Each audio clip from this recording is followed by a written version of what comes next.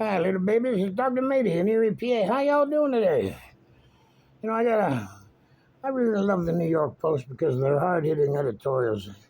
And they don't take a PC stance when they report the news. They tell you like it is. That's their job. Miranda Devine, the author who wrote Laptop from Hell about Hunter Biden's laptop that was suppressed right before the last election, she's come out with a new book. So you may want to Google her and go to the New York Post and put in her name, Miranda Devine. And she's one of the best reporters in the country. But there was a hard-hitting editorial today written by Marina Gurri. The title is Dems Send Message to Violent Supporters Who will rid us of meddlesome Trump. And he goes on. The second assassination attempt against Donald Trump gave us a moment of profound insight. My father hates Trump, said the son of the would-be assassin, like every reasonable person does. Who are these reasonable haters, you might ask?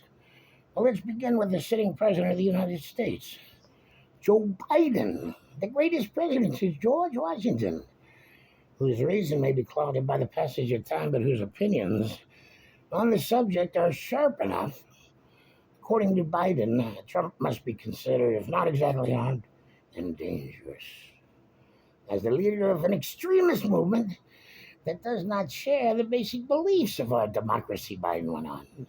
Trumpism is an assault on democracy, a threat to our democracy, in short, a semi-fascism, the president declared. Now, what reasonable person could refuse the hate of a semi-Mussolini? Certainly not Kamala Harris. Kamala Lala, Quacky Waggy, vice president of the Democratic and the Democratic candidate for president. Well, Trump is a danger to our troops, our security, and our democracy, Harris tells us. The former president, Harris, has said, masterminded the worst attack on democracy since the Civil War. Well, it turns out they released a report today that said Trump asked for troops on January 6th there when they had the rally. But he was turned down. He was overruled. These Democrats will ask you, oh, you're a reasonable person. You're a reasonable person. Why don't you, when you hate the coming of a second coming of a Jefferson Davis, bringing back the rise of the old Confederacy again? Oh, they throw that in your face. Well, since Trump is a Republican, Democrats in general tend to score very high on the hate meter. Here's David Proof, who managed Barack Obama's first presidential campaign. It's not enough to beat Trump. He must be destroyed thoroughly. His kind must not be allowed to rise again. Here's Democratic Congressman Dan Goldman of New York. It's an unquestionable that Trump cannot see public office again. He's not only unfit, he's destructive to our democracy, and he has to be eliminated. And let's not forget crooked Hillary Clinton, who in her day portrayed Donald Trump as the head man of a ragged band of deplorables, racist, sexist, homophobic, xenophobic, Islamophobic, you name it. More recently, Clinton warned that the non-deplorable portion of the population that Trump victory in November could be the end of our country as we know it. Oh, they scare you. Oh, it scares me to death.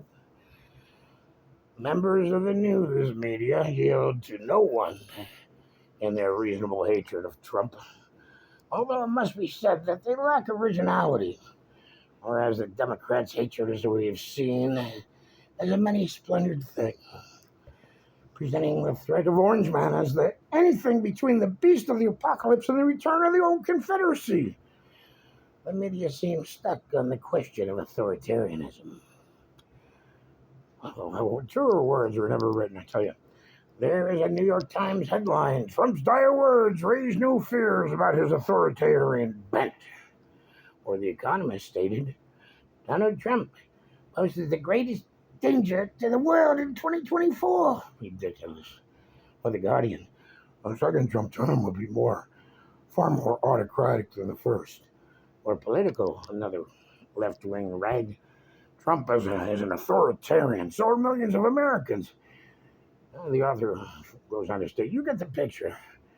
Trump is the worst in war in Ukraine, the October 7th atrocity, and possibly a nuclear war with China over Taiwan or with Iran over Israel. Worse than inflation, crime, runaway immigration, the worst, most annihilating and head-bursting authoritarian horror that the news media and their limited imagination can apparently conceive.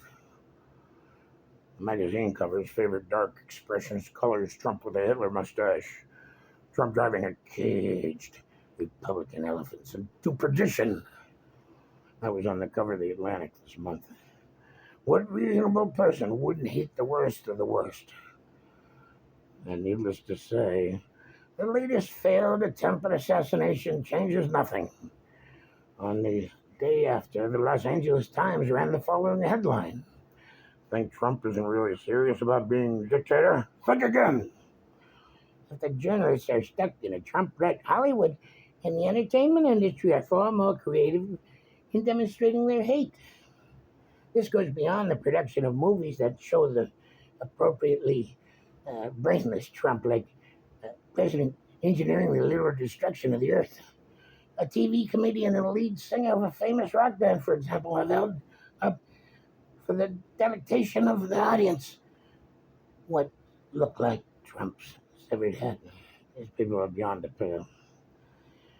That's a better stick than a lame Hitler mustache Robert De Niro strutting his stuff and called the former president a jerk, an idiot, and a clown, and a gangster. George Clooney more conveniently said that he's a xenophobic racist. If Donald Trump became president, Jennifer Lawrence said, that would be the end of the world. Precisely like in the movie in which she starred. When we look with detachment at the phenomenon of Trump hatred by reasonable persons, we find that these include disproportionately the most powerful, famous, and influential people in the country. Those who run the institutions of government, those who run learning, culture, individuals who consider themselves superior in every way and expect their opinions to be heeded because they are the arbiters of society. For reasons they will expound vehemently and at length, Trump appears as a monstrous insult to their class. To their credit, they haven't been idle either. The weight of the great institutions and the hatred of the lords and masters, reasonable persons all, have fallen on Trump like an avalanche. He has been accused of being a Russian agent, a Nazi sympathizer, an insurgent against the U.S. government. He has been impeached twice by the Democrat-run House, indicted 5 times in Democratic-friendly jurisdictions, convicted once, fined an enormous sum of money by an out-of-control judge and state prosecutor. Those are my words, I added. In addition, he has tag-teamed in the presidential campaign as the defenders of democracy overthrew the candidacy of the doddering Biden for the more reasonable Harris. Twice he has come with range of assassins, within range of an assassin's bullets, 2 times, with the bullet barely missing its target, leaving him with a bloody ear. I was wondering he has not been more broken. It is even more perplexing that he remains competitive in the presidential race. Although this will no doubt be fixed with the proper maneuvers in due time, still the fundamental concerns about Trump concerns none of these things. King Henry II, enraged at his old friend Thomas Becket for turning against him after becoming Archbishop of Canterbury, shouted to his retainers, "Who will rid me of this meddlesome priest?" Soon after, Becket was on his way to sainthood, having been murdered by Henry's men. Every day, 100 times a day, unambivalently influential and authoritative voices, we hear the similar question being asked. Who will rid of us of this dangerous usurper? In our fractured and distempered society, it sounds like an invitation. There are plenty of disordered minds among us who mix hunger for attention with the glorification of violence. They hear the call with the unreasonable weight so starkly, the unreasoning we may be sure, feel free to act. The only meaningful question we should be asked about Trump isn't political, but existential. Existential. How is the man still alive? To me, that's a terrific editorial. And it just shows the hypocrisy of the left and how desperate they are to retain power. Well, listen, this was a editorial placed in the New York Post today. It was posted on the New York Post September 20th at 2:07 p.m. by Martin Gurri. The headline is Dems send message to violent supporters who will rid us of this meddlesome Trump. Well, that's all I got for you today. Now listen, the Trump Meister, it's going to be the second coming of Trump. She's going to be resurrected and become America's greatest president for all to see. Trump was right. This country's run by stupid people.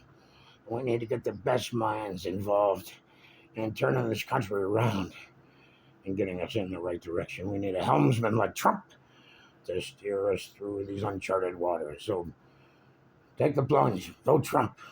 All right. Bye-bye. Hey, I love you because you love me. Bye-bye.